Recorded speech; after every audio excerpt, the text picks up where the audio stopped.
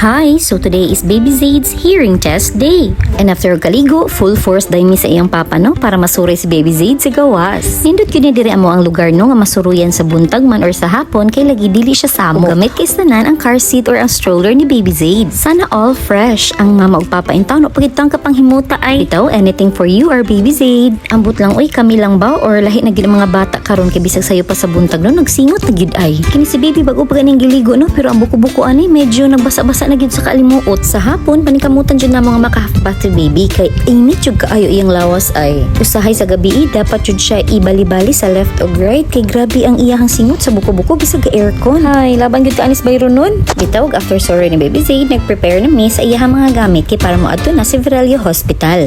Thankful sa kaayo mi nga naigagaw sila labs dito sa hospital nga naa sa dyan mag-update ug unsay mga panghitabo dito. So ang giingon kay 8 AM man so before 8 nangadto na gid taon mi. Naniguro gid taon mi og sayo kay ingbe sila daghan sa daw diri magpa-hearing test. Ka-cute sa mong baby oy, bitaw buyag. Nakainumdum ori ko sa first day nga among nakuptan si Baby Zade dinhi sa hospital. Mausap gid ang naong sa baby no kay first day manggod ingon sila liwat sa iyang papa pero karon nagkadugay daw nagkaliwat sa ako May noon oy, ipamugos jud din ha inahan. Usa sa reason nga ni sayo mi kay aron dili kay mikalobilo og daghang tawo kay ingon lagi delikado kay ini para sa mga newborn kay gitawag nga katong pertussis. So sayo maabot, sayo pud na human so gipasulod da mi ani ilahang room. Maayo gani kay buutan ra si Sir din hapag panahid ni lalos na pwede pa mag-video ni tando ra sa jud. Nakuyawan jud ba ako ani nga test ay kay wala mo ko idea nagtuo ko ba nga makahilak si baby ani. Pero ni ana si Sir nga dili ma-worry kay nara daw device ni sulod sa iyang dunggan ug diha-diha dayon mahibaw-ani mo siya kung naa ba siya problem sa hearing or wala. Sumuro to siya, balhin na sad sa right. Ug naluya ori kog pikpik ka baby ay kay abi na kog mata kay kini si baby magod basta busog lang lami kini siya gatug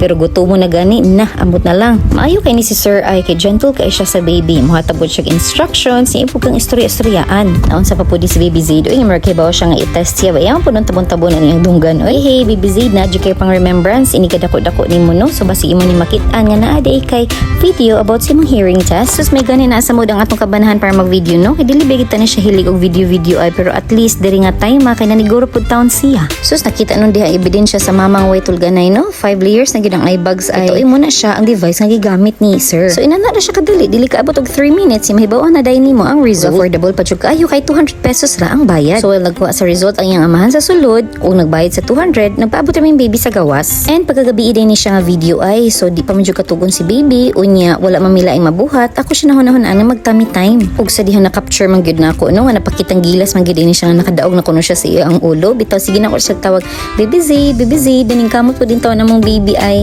So ari lang sa thank you.